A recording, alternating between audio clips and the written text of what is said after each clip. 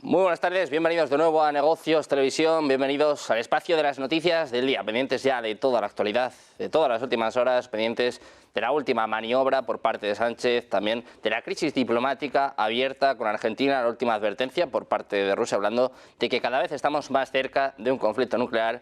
También ojo porque hay novedades en Reino Unido, varios medios apuntan ya a un adelanto de las elecciones británicas para el próximo 4 de julio. Empezamos poniendo el foco en lo que está sucediendo en torno a Palestina, en la esperada reacción al anuncio también esperado por parte del presidente español Pedro Sánchez de que reconocerá el Estado palestino. El ministro de Exteriores israelí Israel Katz ha llamado a consultas a su embajadora en Madrid, a Rodica Radion Gordon, al tiempo que convoca a la embajadora española Ana María Salomón Pérez a una reunión de reprimenda. Una medida extendida también a Irlanda y Noruega tras la confirmación oficial de que también van a reconocer el Estado palestino en lo que Israel considera un premio al terrorismo de Hamas. En este sentido se manifestaba el presidente español que anunciaba el reconocimiento del Estado palestino para el 28 de mayo. Escuchamos.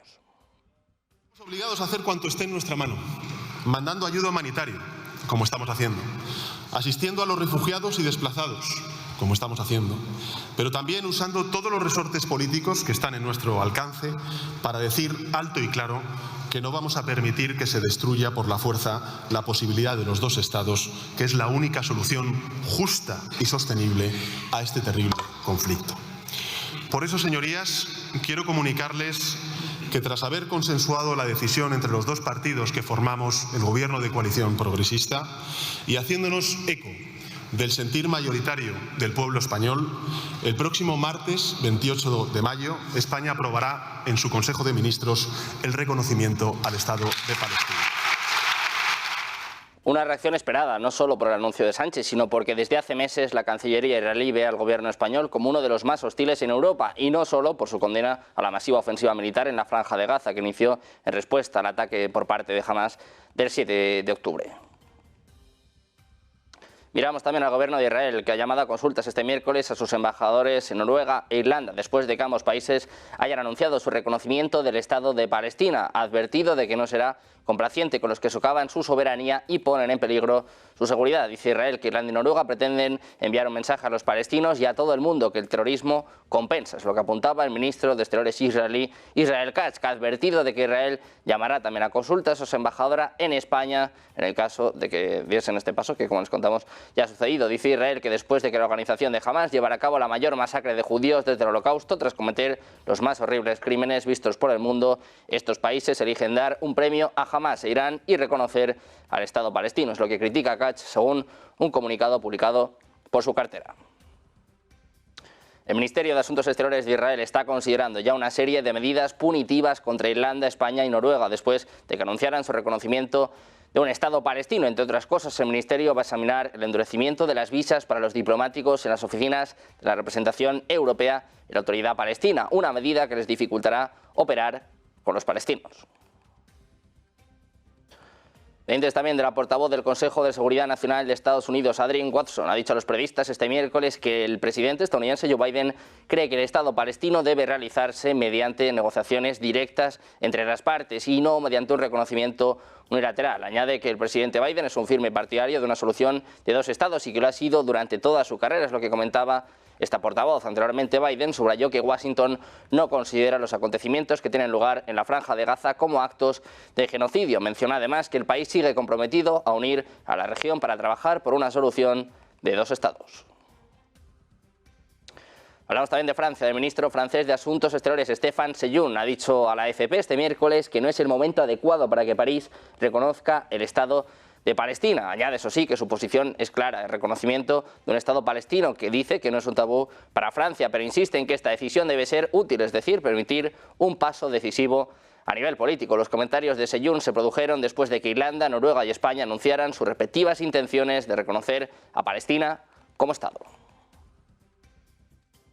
Pendientes también del secretario de Estado estadounidense Antony Blinken asegura que la Casa Blanca trabajará con el Congreso para dar una respuesta adecuada a la decisión del fiscal de la Corte Penal Internacional Karim Khan, que hablaba de solicitar órdenes de arresto contra autoridades israelíes por la guerra de Gaza. Durante una audiencia ante un comité del Senado, Blinken arremetió contra la vergonzosa comparación implícita entre Hamás y los líderes israelíes que hizo, según el fiscal, al pedir este lunes la captura del primer ministro israelí Benjamin Netanyahu y de su ministro de Defensa, Yoav Gallant, junto a la de los líderes del grupo islamista palestino. El jefe de la diplomacia de Estados Unidos ha señalado que esta decisión está totalmente equivocada. Dice además que estarán encantados de trabajar con el Congreso y con el Comité para encontrar una respuesta adecuada. Miramos de nuevo a Gaza, donde las fuerzas israelíes avanzan en Jabalia, en el norte de Gaza, donde en las últimas horas han atacado un hospital y destruido áreas residenciales con tanques y bombardeos aéreos. Al mismo tiempo, los ataques aéreos israelíes han matado al menos a 5 personas en Rafah. En el sur, los ataques israelíes simultáneos en los bordes norte y sur de la franja de Gaza este mes han provocado un nuevo éxodo de cientos de miles de personas que huyen de sus hogares y han restringido drásticamente el flujo de ayuda, aumentando el peligro de hambruna en Gaza. Israel continúa con sus operaciones en Rafah, en la frontera sur de Gaza con Egipto, donde más de la mitad de los 2,3 millones de habitantes del territorio habían buscado refugio después de haber sido desplazados de áreas más al norte. La UNRWA, la principal agencia de las Naciones Unidas en Gaza, estimó hasta este lunes que más de 800.000 personas habían huido desde que Israel comenzó a atacar la ciudad a principios de mayo. Todo esto a pesar de las peticiones internacionales de moderación ante la preocupación por las víctimas civiles. El martes, la agencia dijo que las distribuciones de alimentos habían sido suspendidas en Rafah debido a la falta de suministros y la inseguridad. Israel ha prometido continuar con el ataque a Rafah para erradicar lo que dice son los 4 batallones restantes de combatientes de Hamás escondidos allí. Pendientes también de Irán, del líder supremo de Irán, Ali Khamenei, ha llamado este miércoles a continuar la cooperación con Irak tras la muerte del presidente iraní Ebrahim Raisi este domingo en un accidente de helicóptero. Dice que si Dios quiere continuará el mismo camino de cooperación y acuerdos con el gobierno iraquí, es lo que afirmó Khamenei en una reunión con el primer ministro de Irak, Mohamed Shia al-Sudani, que ha viajado a Teherán para asistir a la ceremonia fúnebre de Raisi y sus 7 acompañantes que murieron en el accidente de helicóptero, según informó la agencia estatal IRNA. El líder supremo iraní atribuyó la responsabilidad del desarrollo de la relación entre ambos países a Mohammad Moghber, que ha asumido la presidencia interina de la nación tras la muerte de Raisi. Hablamos también de China. Ha anunciado la imposición de sanciones a 12 empresas industriales militares de Estados Unidos por la venta de armas a Taiwán. Tal y como denunció la Cancillería china, Estados Unidos continúa vendiendo armas a Taiwán, violando gravemente el principio de una sola China y las disposiciones de los 3 comunicados conjuntos en esta materia firmados por Pekín y Washington. China, dice en un comunicado, ha decidido tomar medidas contra 12 empresas militares e industriales estadounidenses y sus 10 altos ejecutivos. Es lo que declaró la cartera diplomática en un comunicado. Las sanciones se imponen asimismo en respuesta a las medidas similares que aplicó Estados Unidos contra empresas chinas, alegando los llamados factores relacionados con Rusia. Según indica esta nota, para el Ministerio, lo que hace Washington es acoso unilateral y coerción económica que infringen los derechos e intereses legítimos de las empresas, instituciones e individuos chinos. Miramos también a Fico, al estado de salud del primer ministro eslovaco, y es que el Servicio de Inteligencia Exterior de Rusia advierte sobre la posible intromisión de los organismos estatales de Estados Unidos en la investigación del atentado contra el primer ministro de Eslovaquia, Robert Fico, que se oponía al plan de la OTAN de entregar armas a Ucrania. Dice el Servicio de Inteligencia ruso que los organismos estatales de Estados Unidos tratan de incorporarse a la investigación para llevarla por el cauce necesario y su objetivo es restarle importancia al tema del terrorismo político en Europa y a la posible huella extranjera en el ataque terrorista, es lo que señala el Servicio de Inteligencia Exterior de Rusia en un comunicado. Por su parte, el fiscal general de Eslovaquia, Maroš Žilinka, comentó que el ataque contra Fico puede ser reclasificado de intento de asesinato a atentado terrorista. Dice que sí, que la sociedad cuestiona por qué este accidente no fue clasificado como atentado terrorista, pero que esta clasificación no se excluye en el futuro, es lo que ha apuntado en una rueda de prensa al término de la reunión del Consejo de Seguridad. Pendientes también de Reino Unido, del ministro de Defensa británico, Grant Shapps, ha acusado este miércoles a China de proporcionar o prepararse para proporcionar a Rusia ayuda letal para que Moscú la utilice en su guerra contra Ucrania. Es lo que está informando en las últimas horas la agencia Reuters. Shapps dijo en una conferencia en Londres que los servicios de inteligencia de defensa estadounidenses y británicos tenían evidencia de que la ayuda letal está fluyendo ahora o fluirá de China a Rusia y a Ucrania. Dice que cree que es un avance significativo. Añade que esto debería preocupar porque en los primeros días de esta guerra a China le gustaría presentarse como una influencia moderadora sobre el presidente ruso Vladimir Putin. Miramos precisamente a Sunak, a Reino Unido, y es que Ojo, porque se espera que el primer ministro británico, Rishi Sunak, anuncie elecciones generales anticipadas en julio. En concreto, ya ponen fecha, el 4 de julio es lo que están apuntando fuentes a The Guardian este miércoles. El primer ministro había afirmado anteriormente que su suposición de trabajo era que las elecciones generales se celebrarían en la segunda mitad del año, pero, según los medios británicos, estaba prevista una reunión del gabinete a las 4:15 hora local, con el secretario de Asuntos Exteriores, David Cameron, que acortó su viaje a Albania para participar en esta reunión. Precisamente sobre esto preguntaban hoy al primer ministro británico, que decía, ojo, que va a haber elecciones en Reino Unido en la segunda mitad del año. Lo escuchamos. Mr. Speaker, spoiler alert, there is going to be a general election in the second half of this year, and at that moment the British people will in fact see the truth about the honourable gentleman opposite me, because that will be the choice at the next election, Mr. Speaker. A party that is not able to say to the country what they would do, a party that would put at risk our hard-earned economic stability, or the Conservatives that are delivering a secure future for all. Pendientes de Reino Unido, miramos también a Alemania. En concreto, la presidenta del Comité de Defensa del Bundestag cree que Alemania podría hacer más para apoyar a Ucrania y espera que el canciller alemán Olaf Scholz finalmente cambie de opinión sobre la opción de suministrar a Ucrania misiles Taurus de largo alcance. En concreto, está criticando a Scholz, argumentando que Alemania todavía no estaba haciendo lo suficiente para apoyar a Ucrania, mencionando específicamente su resistencia a proporcionar a Ucrania misiles Taurus de largo alcance. Scholz confirmó recientemente que sigue negándose a suministrar estos misiles de crucero a Ucrania. Dice que si la situación cambia, también espera que cambie de opinión la del canciller y espera además que cuando la situación cambie se dé cuenta de que ha cometido un gran error al no dar luz verde hace un año. Así que en ese sentido dice, espero que sea antes de que sea demasiado tarde. Alemania presiona a Olaf Scholz para enviar misiles de largo alcance a Ucrania.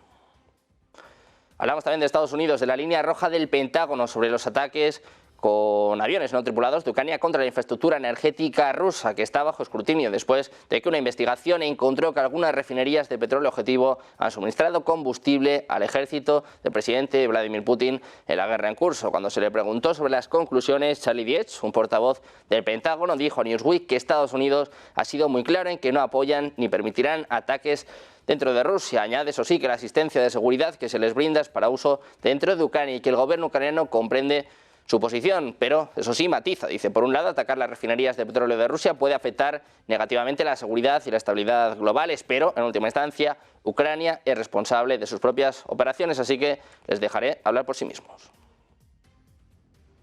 Miramos también a Francia. El ministro de Asuntos Exteriores de Lituania, Gabrielius Landsbergis, ha manifestado este martes la predisposición de su país a participar en una posible coalición liderada, por ejemplo, por Francia, para llevar a cabo ejercicios de entrenamiento en suelo ucraniano. Dice que Lituania está dispuesta a unirse a una coalición liderada, por ejemplo, por Francia, que llevaría a cabo entrenamientos en Ucrania. Es lo que manifestaba Landsbergis durante una entrevista para la cadena de televisión TF1, que él mismo ha compartido en su perfil oficial de la red social X. Así las cosas, Landsbergis ha reconocido las posiciones del presidente galo, Emmanuel Macron, respecto a la guerra en Ucrania, de la que ha dicho en varias ocasiones que los socios de Kiev deberían dejar de manifestar lo que no van a hacer y centrarse en sus medidas en apoyo.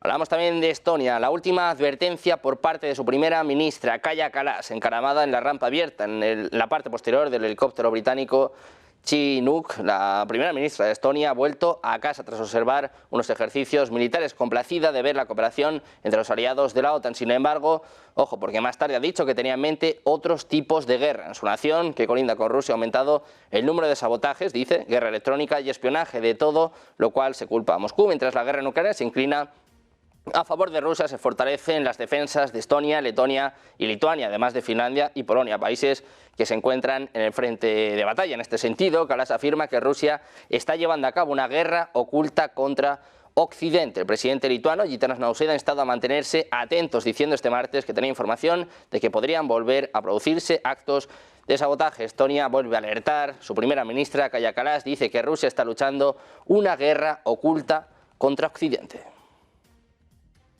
Precisamente en este contexto miramos a nuevas advertencias por parte de Rusia a Francia, nuevas amenazas a Occidente por lo que está sucediendo en Ucrania. En esta ocasión, como les decíamos, a Francia, por su insistencia en llevar tropas galas al conflicto. Y es que dice Rusia que si Francia envía a sus soldados a Ucrania, la respuesta no será solo política. Es lo que apunta este martes la agencia de noticias RIA, citando a un funcionario del Ministerio de Asuntos Exteriores ruso. Hablamos de Artyom Studenikov, jefe del Departamento Europeo del Ministerio, que no especificó qué medidas tomaría Rusia en tal caso, pero dijo que Moscú advirtió a París sobre ellas y agregó que enviar tropas francesas a Ucrania aumentaría el peligro de un enfrentamiento entre dos potencias nucleares.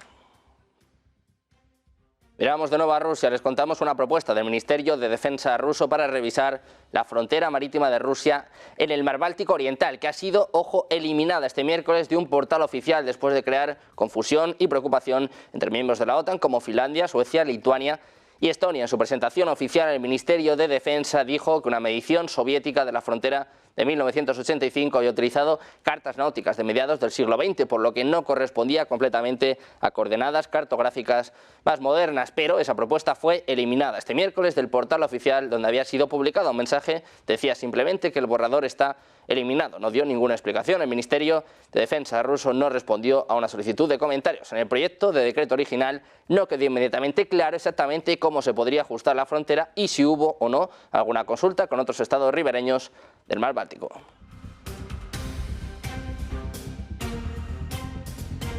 Pendientes de este movimiento por parte de Rusia, de se amplía o no sus fronteras, de la respuesta, la reacción por parte de los países bálticos. Suecia empieza a proteger ya la isla de Gotland. Hacemos una pausa, 2 minutos, y enseguida se lo contamos en Negocios Televisión. Ya de vuelta en Negocios Televisión, pendientes de la reacción a esta posible ampliación de fronteras por parte de Rusia. El comandante en jefe de las Fuerzas Armadas de Suecia, Michael Buden, ha informado este miércoles de que el país ha puesto en marcha una serie de medidas para reforzar la seguridad en la isla de Gotland, ante el temor a acciones rusas encaminadas a aumentar el control de Moscú sobre las aguas del Báltico. El jefe del ejército sueco ha recordado que quien controla la isla de Gotland controla el Báltico y ha alertado de que Rusia ya tiene un ojo puesto en esa isla. Además, ha manifestado que en caso de que sea necesario, el territorio puede ser utilizado para llevar a cabo operaciones ofensivas, según ha explicado durante una entrevista con la cadena RND. El pasado 11 de mayo, un alto cargo del Departamento Europeo del Ministerio de Exteriores ruso aseveró que tanto Finlandia como Suecia suponían una amenaza para la seguridad rusa desde su entrada en la OTAN. Este martes, el Ministerio de Defensa ruso propuso revisar los límites de las aguas territoriales rusas en el Mar Báltico, un proyecto que podría entrar en vigor el año que viene y que permitiría ajustar la frontera en torno a las islas rusas situadas en el Golfo de Finlandia y frente a Kaliningrado. Pendientes también de la OTAN, de un proyecto de plan, como les contamos, para modificar las fronteras de las aguas territoriales que está provocando muchas tensiones. En concreto, el ministro de Asuntos Exteriores de Lituania dice que es una escalada contra Europa y contra la OTAN. Es lo que apunta en una entrevista en Reuters. Dice que es otra operación híbrida rusa la que está en marcha y que esta vez intenta sembrar miedo, incertidumbre y dudas sobre sus intenciones en el Báltico. En este sentido, manifestaba estas cuestiones en la plataforma de redes sociales X. Dice que es una escalada obvia contra la OTAN y la Unión Europea y debe enfrentarse con una respuesta apropiadamente firme. Les contamos que el Kremlin ha dicho este miércoles que el diálogo en profundidad era la forma de reducir las crecientes tensiones entre Rusia y Occidente, incluso en la esfera nuclear, pero que el Occidente colectivo se niega a participar a pesar de los peligros potenciales. Respondiendo este miércoles a una pregunta sobre el peligro de un conflicto nuclear, el portavoz del Kremlin, Dmitry Peskov, dijo que las crecientes tensiones en Europa y los conflictos activos en varias regiones del mundo estaban socavando la estabilidad y la previsibilidad. Dice Peskov que una mayor escalada de estas tensiones es potencialmente peligrosa, incluso en la esfera nuclear. Es lo que apuntaba en una conferencia de prensa, donde añadía que la situación requiere un diálogo profundo para utilizar métodos políticos y diplomáticos para buscar salidas a esta tensa situación, pero que el diálogo profundo entre los principales actores es rechazado por los países del llamado Occidente colectivo. Precisamente hablamos también de la campaña internacional para abolir las armas nucleares. En este contexto, después del inicio de los ejercicios nucleares por parte de Rusia, esta organización ha condenado hoy los ejercicios con armas nucleares iniciados por Rusia en el sur del país y cerca de la frontera con Ucrania, que ha calificado de profundamente irresponsables. Dice que practicar el uso de armas nucleares mientras está en guerra y cerca de la zona de conflicto es un intento descarado de utilizar su arsenal nuclear para intimidar a los oponentes. Es lo que afirma en un comunicado la directora ejecutiva de la organización, Melissa Park. Por su parte, el Ministerio de Defensa ruso ha alegado que los ejercicios tienen por objetivo entrenar a sus unidades en el uso de armas nucleares no estratégicas como respuesta a declaraciones provocadoras y amenazas de funcionarios occidentales individuales contra la Federación Rusa. Sin embargo, según ICANN, estas maniobras son un intento de disuadir a otros países para que no apoyen a Ucrania y hacen que el conflicto sea más probable. Hablamos también de un ataque aéreo ruso en la ciudad nororiental de Yarkov, en Ucrania, este miércoles, que ha herido al menos a 9 personas, al menos una de ellas gravemente, y ha provocado un incendio en un edificio residencial, según informan autoridades locales. Dice que una de estas bombas aéreas guiadas, según datos preliminares, impactó en una cafetería. Está muy cerca de un edificio residencial de varios pisos, según dijo Sergei Volvinov, el jefe del Departamento de Investigación de la Policía Regional, a la televisión regional. El gobernador regional, Oleksiy Nehubov, dijo que también se incendió una estación de servicio como resultado de este ataque. Kharkov, la segunda ciudad más grande de Ucrania, y la región circundante han sido objetivo de ataques rusos desde el inicio de la guerra. En 2022 los ataques se han intensificado significativamente en los últimos meses, afectando infraestructuras civiles y energéticas, y en las últimas semanas las fuerzas rusas han abierto un nuevo frente al norte de la capital regional. Hablamos también de Ucrania, del ministro de Exteriores ucraniano, Dmytro Kuleba, ha pedido a los aliados que desde sus propios territorios neutralicen misiles rusos en el espacio aéreo ucraniano. La idea con la que trata de rechazar la opción, la posibilidad de que pudiera suponer una escalada, es que no sería en tierra ni cuerpo a cuerpo. Los sistemas de defensa aérea no tendrían como objeto aviones de pilotos rusos. El ministro de Exteriores ucraniano, Dmytro Kuleba, afirma este martes que no existe ningún argumento legal de seguridad o moral que se interponga en el camino de sus socios en el hecho de que derriben misiles rusos sobre territorio de Ucrania desde su territorio.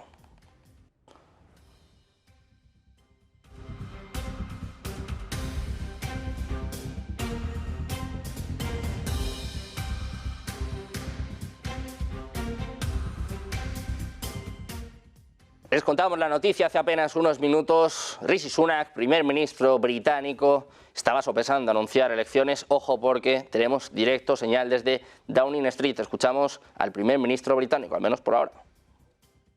1, 2, 3, 4, 5, 6, 7, 8, 9, 10. 1, 2. Desde esta comparecencia que vamos a tener en los próximos minutos, como les decimos, con el primer ministro británico, Rishi Sunak, le preguntaban sobre esta cuestión. Cada vez más rumores en torno a unas posibles elecciones en la segunda mitad del año, en el segundo semestre. Ojo, porque ya hay fecha, el 4 de julio, como decíamos, señal con Downing Street. Escuchamos a Rishi Sunak. In the building behind me, I told you that we faced a generation-defining moment and that we as a society would not be judged by some government action, but by the small acts of kindness that we showed one another. You met that challenge, and then some, and I have never been prouder to be British. And when I introduced the furlough scheme, I did so not because I saw a country simply in need of desperate help, albeit we were, but because I saw a country whose future hung in the balance. I could be bold and trust in the tens of millions of you at home that you would rise to the moment. Or I could accept the inevitable, millions of job losses, and pick up the pieces. In truth, it was no choice at all. I have never and will never leave the people of this country to face the darkest of days alone. And you know that because you've seen it. As I did then, I will forever do everything in my power to provide you with the strongest possible protection I can. That is my promise to you. Because for so many of us, it's easy to forget the scale of what we've been through. We were hit by a pandemic that upended normal life. Who would have thought that the government would ever tell us how many times a day we could leave our homes?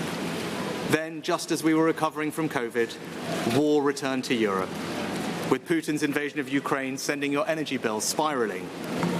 I came to office, above all, to restore economic stability. Economic stability is the bedrock of any future success, whether that is rising wages and good jobs, investment in our public services, or the defence of the country. And because of our collective sacrifice and your hard work, we have reached two major milestones in delivering that stability, showing that when we work together, anything is possible.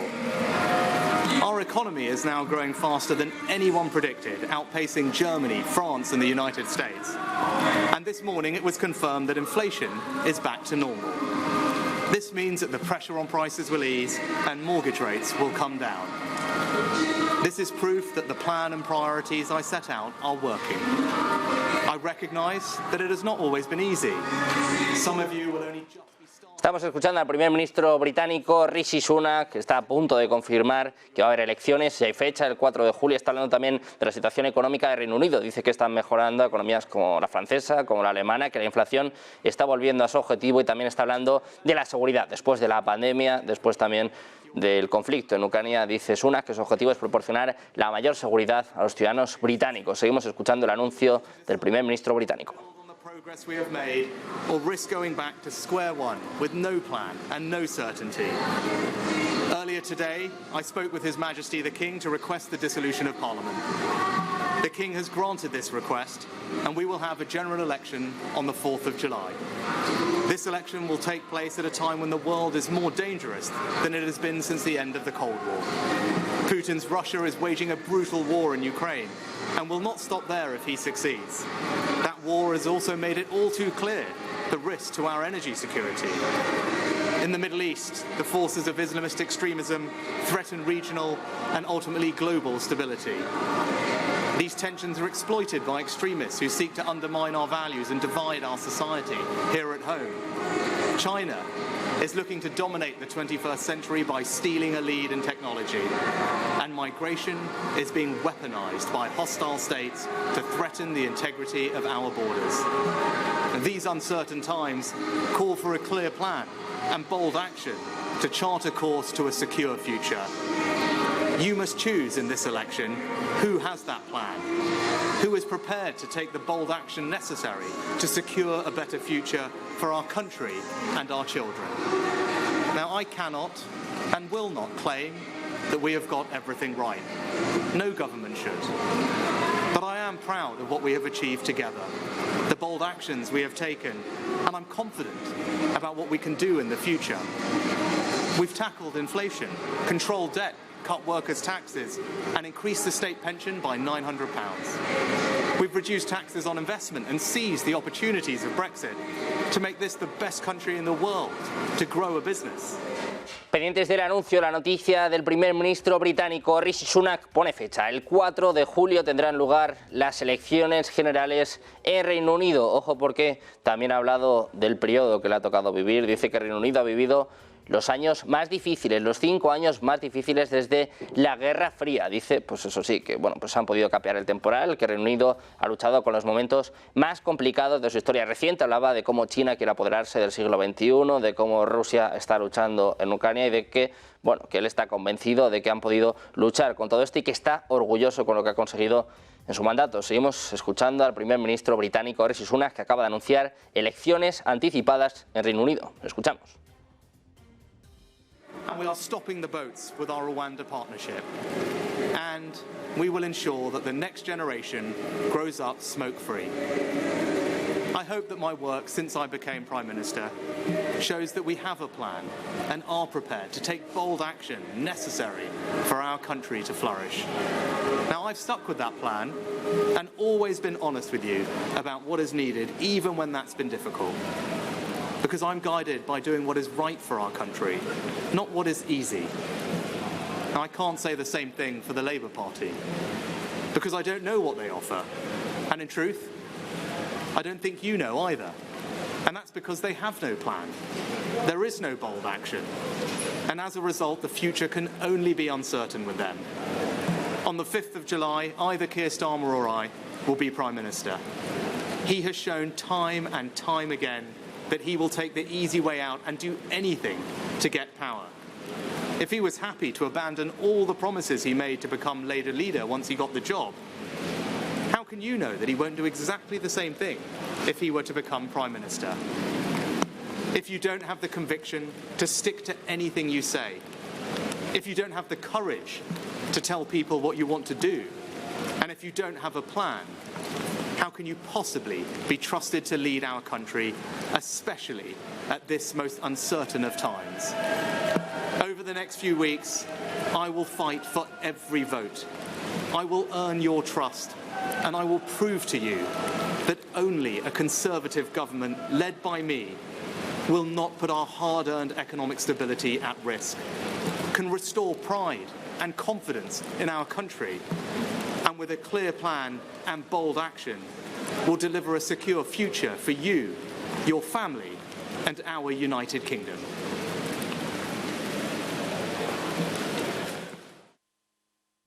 Hasta aquí ha llegado la comparecencia del primer ministro británico Rishi Sunak. Terminaba mandando un mensaje a su contrincante, a Starmer. Decía que en el caso de que voten pues precisamente al líder laborista, que no sabe muy bien a qué se van a enfrentar, no sabe muy bien si va a cumplir con sus promesas. Ha dado la noticia en estos momentos: elecciones anticipadas en Reino Unido, ya tienen fecha, el 4 de julio, y además mandaba un mensaje. Dice que Reino Unido ha vivido los momentos más complicados en su historia reciente. Dice que han luchado en la peor etapa desde la Segunda Guerra Mundial, desde la Guerra Fría. Pendientes de los desarrollos en torno a estas elecciones. Queda ya pues muy poquito, poco más de mes y medio para las nuevas elecciones anticipadas en Reino Unido. Seguimos mirando a la actualidad. Les contamos también nuevos ataques por parte de Ucrania, nuevos ataques a una central nuclear, a la central de Zaporilla. Como les decimos, las fuerzas ucranianas han llevado a cabo un ataque con un dron kamikaze contra la infraestructura de la central, calificándolo de inaceptable y de acto inequívocamente terrorista. En su Telegram, el ZNPP ha confirmado que el ataque no causó víctimas ni daños críticos, pero afirmó que Kiev ha atacado la zona y los residentes de la ciudad de Energodar. Anteriormente, Moscú informó de la destrucción de 34 vehículos aéreos no tripulados ucranianos al iniciar la primera etapa de los ejercicios tácticos con armas nucleares planeados.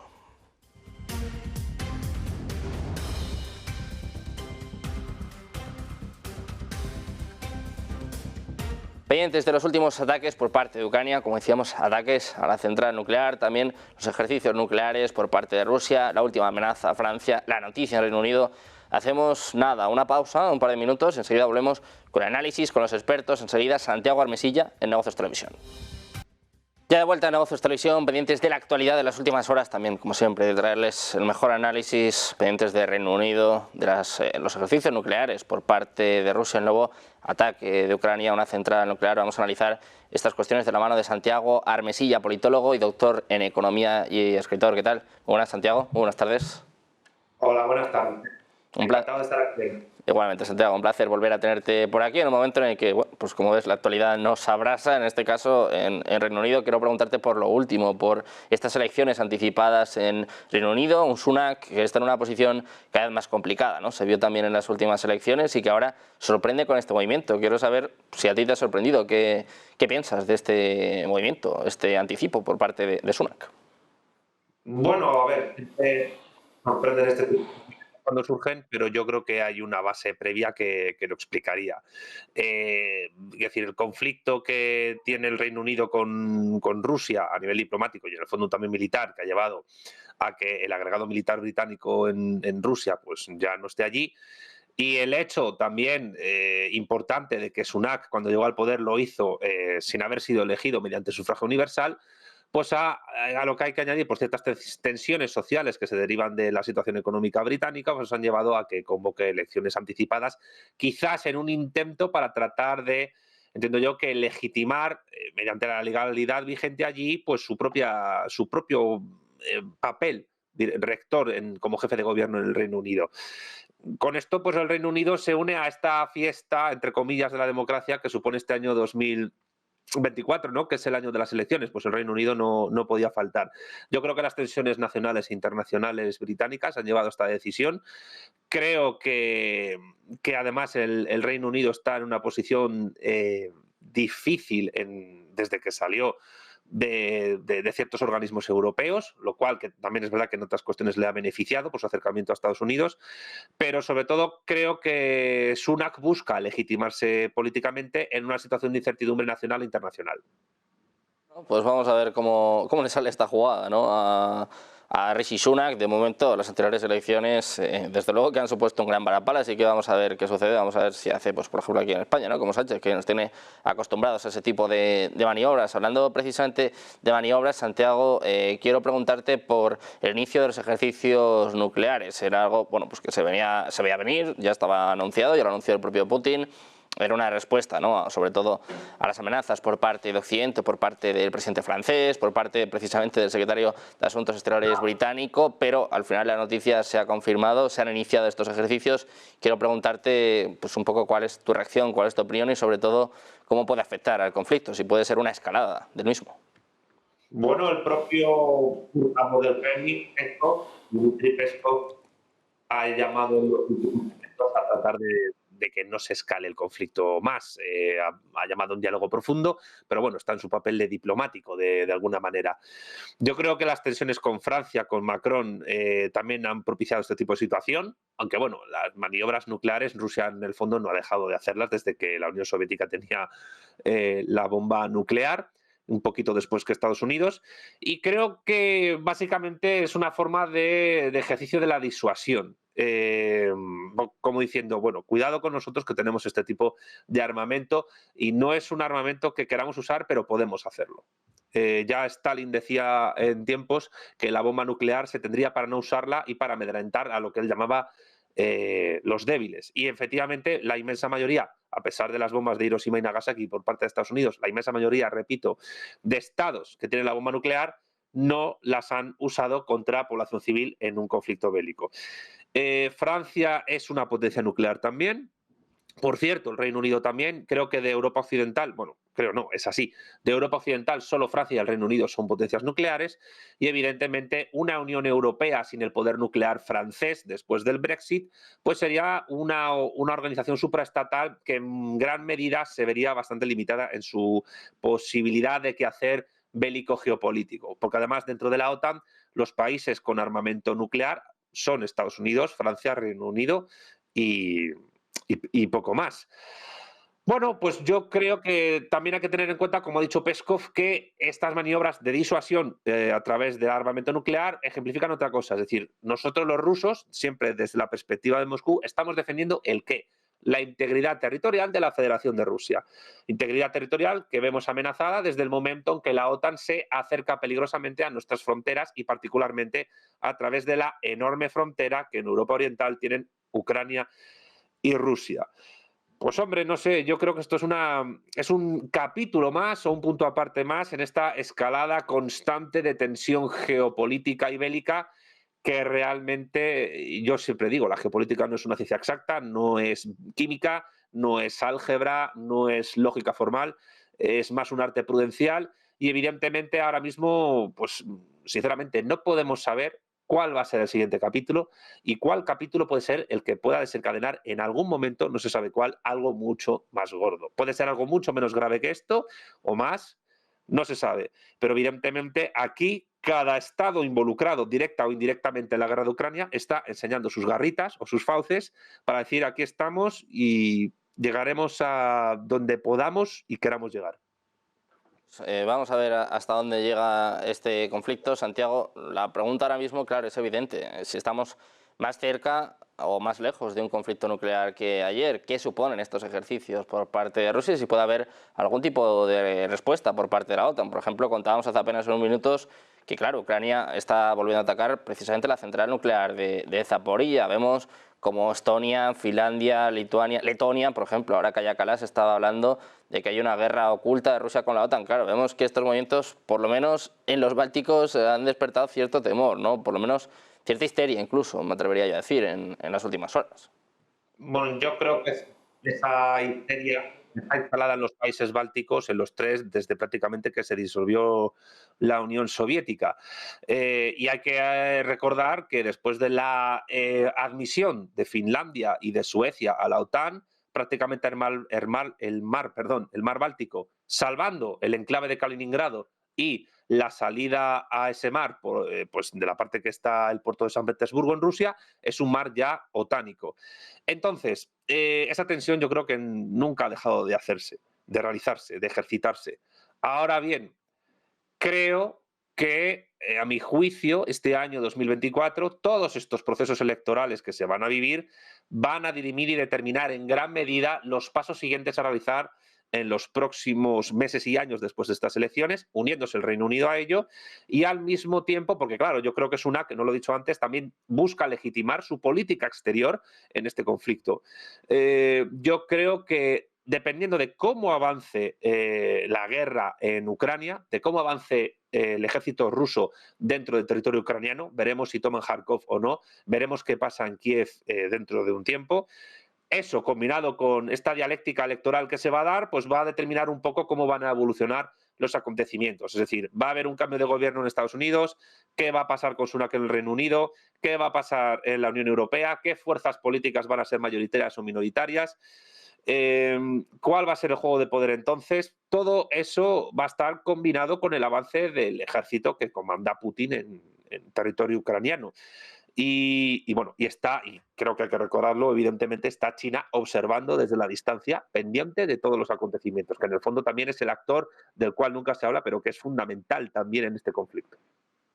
Bueno, pues pendientes de esto, claro, hablabas de la incertidumbre, ¿no?, que están añadiendo todas las elecciones que tenemos este año, recordamos en Europa, ahora también en el Reino Unido, también en Estados Unidos, por si faltara poco. Bueno, pues otro que se la está jugando es Emmanuel Macron, es Francia.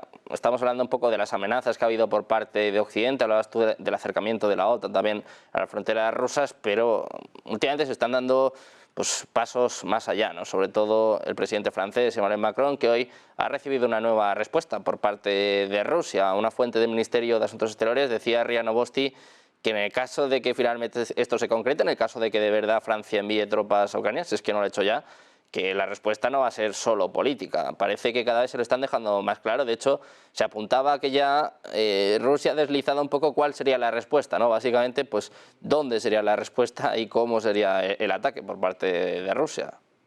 Bueno, a ver, Macron se juega un futuro político este año, a corto o medio plazo. Y al mismo tiempo Francia se juega su prestigio internacional. Hay que tener en cuenta que Francia va a tener unos Juegos Olímpicos este año en París y que hace poco pues tuvieron pues un altercado tremendo con elementos del narcotráfico en Normandía, que liberaron por la fuerza a un preso, matando a varios gendarmes franceses. A eso hay que unir los problemas de la inmigración.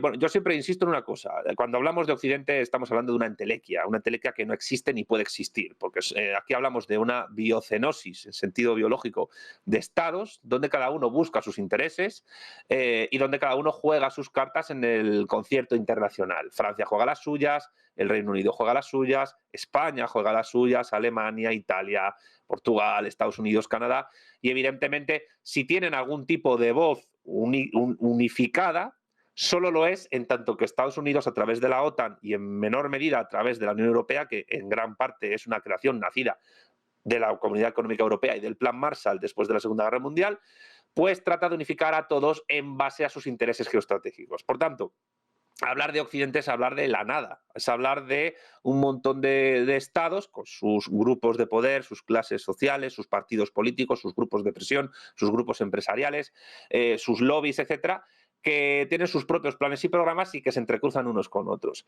¿Qué está pasando? Pues que, hombre, un único Estado, entre comillas lo digo, porque Rusia tiene detrás a los BRICS y tiene a la Organización de Cooperación de Shanghái también detrás, está plantando cara prácticamente casi en solitario, lo digo entre comillas de nuevo, a todo eso que se llama esa entelequia que es Occidente, que es la OTAN, la Unión Europea y en el fondo el G7. Un G7 que hay que recordar que hace poco vio como el conjunto de su Producto Interno Bruto era superado cuantitativamente por primera vez en la historia por otra unidad geopolítica y diplomática que son los BRICS. Claro, este tipo de situación es multifactorial, se explica de muchas maneras, pero evidentemente Francia, que es un puntal fundamental bélico, armamentístico, nuclear, diplomático, etcétera, en todo este asunto, pues se está jugando su posición. Y por dar solo un detallito que parece sin importancia al respecto, ahí se están dando en Nueva Caledonia, una colonia francesa en el Océano Pacífico, en Oceanía, muy cerca de Australia, una serie de revueltas por parte de grupos secesionistas que buscan convertir a esta colonia en un nuevo Estado soberano. Ya hubo un referéndum hace poco que perdió el independentismo caledonio. Y bueno, pues evidentemente Francia está empezando a renquear su influencia internacional. Bueno, es algo que se ha visto también en África, ¿no? África, que es otro, no hemos hablado de ello, sería muy interesante quizás hablar de cómo Francia se ha convertido también en un campo de batalla geoeconómico y también geoestratégico de estos dos bloques en disputa. Y África además es un lugar donde Francia ha tenido una presencia histórica y hasta ahora muy importante, y la pérdida de presencia de Francia en África repercute internamente en Francia. Macron se juega mucho y creo que los aspavientos que tiene contenidos, pues quizás no le sirvan de mucho. ¿Quién sabe? Estás hablando, Santiago, de los problemas que está teniendo, ¿no?, en Nueva Caledonia, donde bueno, hay incluso estado de emergencia. Ayer mismo volaba hacia allá el propio Macron, donde se le está descontrolando la situación. También en África, ¿no? Sabemos, bueno, la influencia que han perdido en el Sahel, en Níger también Rusia está cogiendo fuerza. ¿Qué le está pasando a Francia? Y sobre todo, si todo esto justo está sucediendo en el momento en el que está Emmanuel Macron, ¿no? Parece coincidencia, pero él cada vez está más preocupado, pues, por ejemplo, por lo que pasa en Ucrania, por buscar un conflicto con Rusia, mientras que cada vez parece que pierde más influencia, ¿no? Sobre todo, como bien dices, en África. A ver, tengamos en cuenta una cosa, la descolonización de África se ha producido en términos históricos del planeta hace nada, ayer, por no decir antes de ayer. Prácticamente hasta el último cuarto del siglo XX existían colonias británicas, francesas en territorio del continente africano. ¿Qué es lo que pasa? Pues que esa presencia francesa muy importante en el Sahel, como tú bien has dicho, también en el Magreb y también un poco en el África Central a través de estados como el Congo, no la República Democrática del Congo, sino el Congo. En la República Democrática del Congo, el ex Congo belga, fue un regalo de Francia a Leopoldo II de Bélgica y bueno, que la gente busque en internet lo que ocurrió allí cuando Leopoldo II era el administrador colonial. Pues esa pérdida de peso tiene que ver con la pujanza geopolítica y diplomática de Rusia y también por la pujanza geopolítica, diplomática y económica de China y de las empresas chinas, tanto privadas como mixtas, como públicas, que operan por ese continente. Yo siempre digo lo mismo, estamos realmente viviendo una etapa histórica tremendamente interesante porque en realidad es una Segunda Guerra Fría. Una Segunda Guerra Fría donde los actores en contienda están, digamos, actuando globalmente en cada rincón del planeta de una manera u otra. Y eso lo saben los gobiernos de turno, las grandes empresas y los servicios de inteligencia que se organizan en base a todo esto que está pasando para saber cómo actuar en base a la evolución de esta Segunda Guerra Fría. Yo diría que si Francia pierde, también le está pasando en menor medida al Reino Unido, que tiene menos presencia en el África continental al nivel que tiene Francia, pero sí tiene peso en el Caribe, en Oceanía, en algunas islas circundantes al Océano Índico, tanto africano como asiático. Pero creo que Francia, además, la pérdida de peso que puede tener en el África subsahariana, pues puede repercutir en dos cuestiones, internas y externas.